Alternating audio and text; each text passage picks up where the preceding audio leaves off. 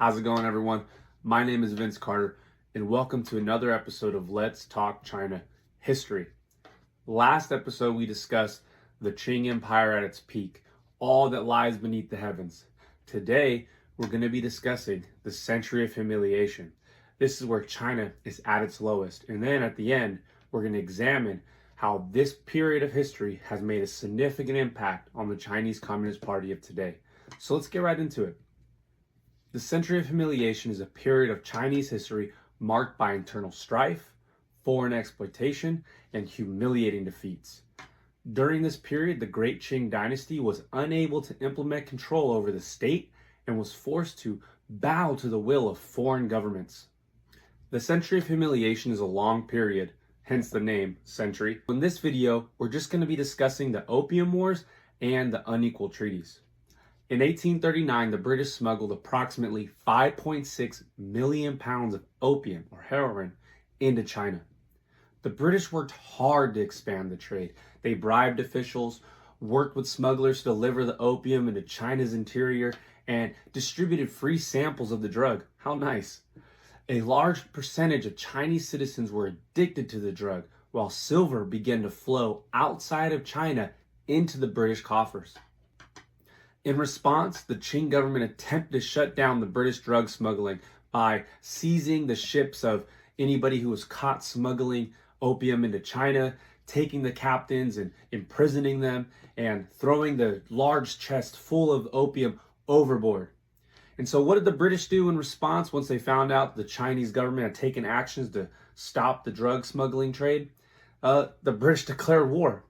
The British and the Chinese fought 2 wars called the Opium Wars over this. And if you take a look at this image on screen, you can see here on this map how the British under the East Indian Company were able to smuggle the routes that they smuggled this opium into China. And one interesting thing here on this image is you can see the trade, the silk, the porcelain that would flow from China into Great Britain. So at this time period, Great Britain had a significant deficit with the Chinese government in trade, which is what that means is that the British were buying large amounts of tea, silk, porcelain, and they weren't really selling anything to the Chinese. But once they realized that they could smuggle this heroin in and get the Chinese citizens addicted to it, and then get that large amount of silver that they were putting into China and get that silver back put into their coffers, they realized that this was a way to basically get free trade and take all of the goods and exploit China. Very devious and intelligent at the same time.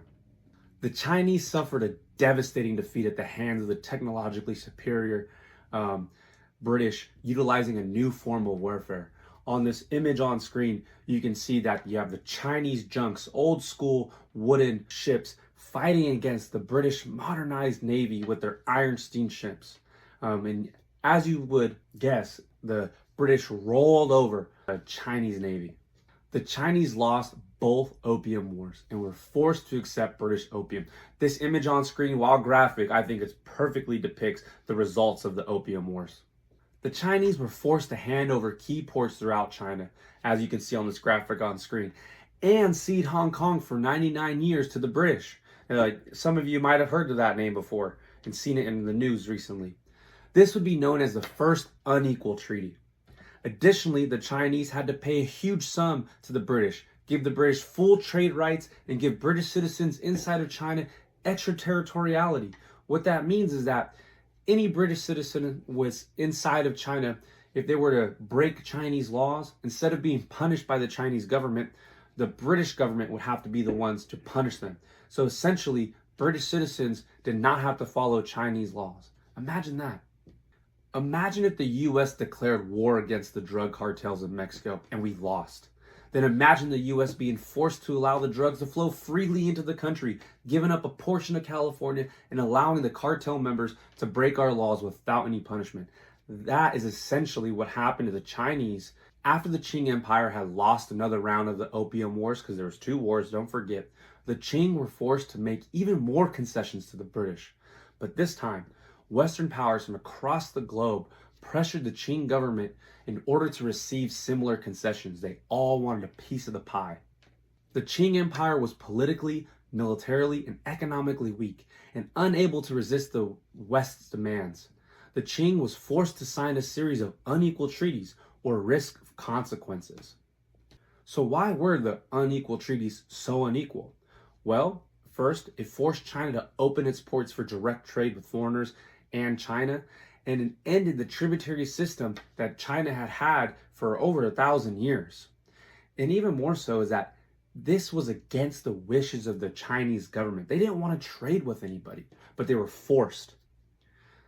It also gave extraterritoriality to foreigners, just like we discussed, to all of the foreigners, not just the British. It also allowed Christian missionaries to move around China freely. And later on in this history series, we'll talk about why China has such a disdain for Christianity and religion in general, but specifically for Christianity. It allowed foreign ships to travel freely up the Yangtze River like it was some international river and wasn't a part of China. It allowed the British to sell opium in China, just like how we discussed. They had to pay 21 million silver dollars to the British, and it allowed the British ships to carry indentured Chinese workers, or slaves, to the Americans to work on farms. Here's a good quote from Making China Modern that really sums up this period. A number of provisions within the unequal treaties were clearly disadvantageous for the Qing Empire. China received no reciprocal privileges in Europe or European dependencies. The treaties effectively limited Chinese sovereignty, tariff autonomy, and extraterritoriality. China did not fall entirely under foreign rule, but neither was it fully independent or able to exercise full sovereignty. Another major blow to the Qing's prestige and to their territorial integrity was the fact that China lost significant territory to the Western powers and Japan through these unequal treaties. If you take a look from A to G up on this map on screen, you can see all of the territory the Qing Empire lost, what they had to give to Russia, to Britain, and to Japan. If you look at a lot of the disputes today with China's borders, you can see and trace it all back to this time period where China was forced to give up all of this land to the Western and Japanese powers. China not only lost its territory, but it also lost the tributary system, which it had relied on for so many years. This meant that its influence within the region was absolutely devastated. Countries that used to pay tribute to the China no longer would do so. And countries that border China were taken over by Western powers or the Japanese as well. So the entire Chinese worldview or way of life was being shattered at this moment. So as we stated, the British kicked down the door and the rest of the Western powers shortly followed. But what did the US specifically do? Well, the US did not take territory from China. That's very important to note. But the US did ensure that it benefited from all of the concessions that other powers had obtained. Importantly, the US also made sure no single power would dominate China. So the US came in, put their foot down and said, we want a slice of the pie and we're going to make sure nobody else can dominate the region. So all of this foreign influence in China naturally had ramifications. In the 1900s, the Chinese populace launched an anti-foreign, anti-imperialist, and anti-Christian uprising called the Boxer Rebellion, which sought to violently remove all foreign influence from China and restore the Qing Empire.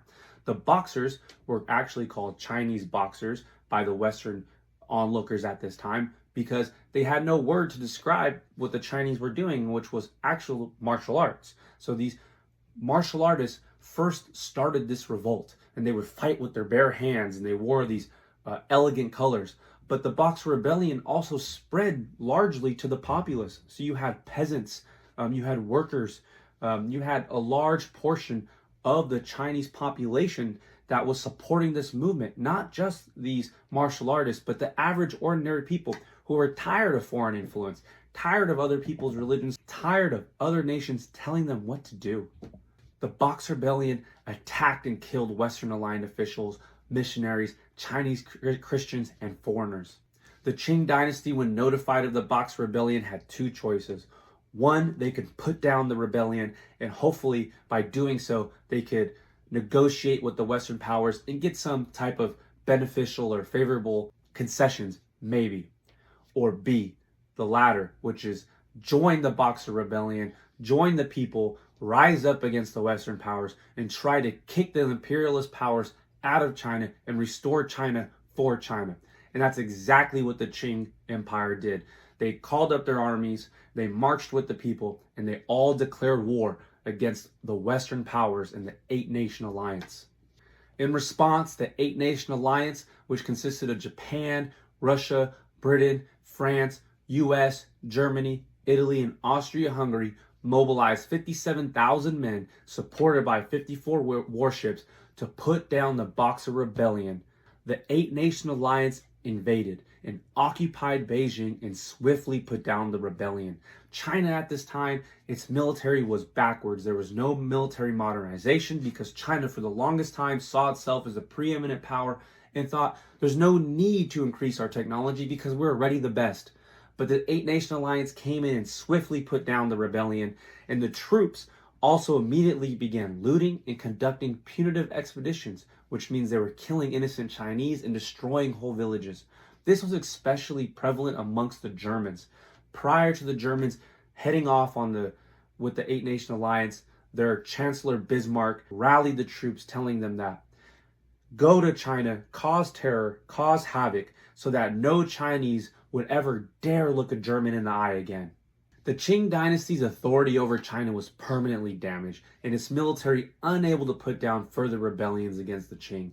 In 1911, the Qing dynasty was overthrown by Yuan Shikai and Sun Yat-sen, and the new Republic of China was formed for a short time. Yuan Shikai then used his army to turn on Sun Yat-sen and the Republican cause, naming himself Emperor of China. 88 days into his rule, Yuan Shikai died, leaving a power vacuum as China quickly fractured apart. And we're going to get to that later on. This is just setting up some of those next videos. So how has the century of humiliation impacted the CCP today? Well, it has almost certainly had a traumatic impact on the CCP. It has created a CCP that is obsessed with obtaining global supremacy, military, political, economic, so that it can never again be exploited by the West or Japan. Today, the CCP's goals, its ambitions on the global stage, all stem from the century of humiliation.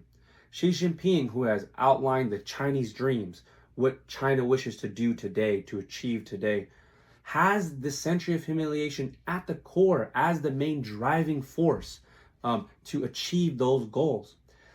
The century of humiliation is taught in every Chinese classroom and is taught at all ages so that the Chinese people have this deeply rooted within their mind and within their psyche. It is used to galvanize public support for the CCP. It is used as a nationalistic talking point so that there's something that the Chinese can all unite behind, that the West has exploited China for so long. The West has tried to keep China down. The West is afraid of China. The West is evil. This is the uniting glue that holds the CCP's power and grip over its populace. The Chinese people can ignore the evils. They could ignore the political rights that are denied to them. They could ignore the human rights violations. They could ignore the aggressive behavior because all of that is necessary in the Chinese view to rectify what the West has done to China in the past. That they are united behind the single cause of avenging what had happened to China at its lowest. And not only avenging, but also obtaining the preeminence of being the hegemon, the global superpower again, so that this can never happen again. So this century of humiliation is crucial. It is the core of everything that the Chinese Communist Party wishes to obtain today. And it is the way that the Chinese Communist Party unites its people to achieve its goals. Thank you for joining me. Have a good one.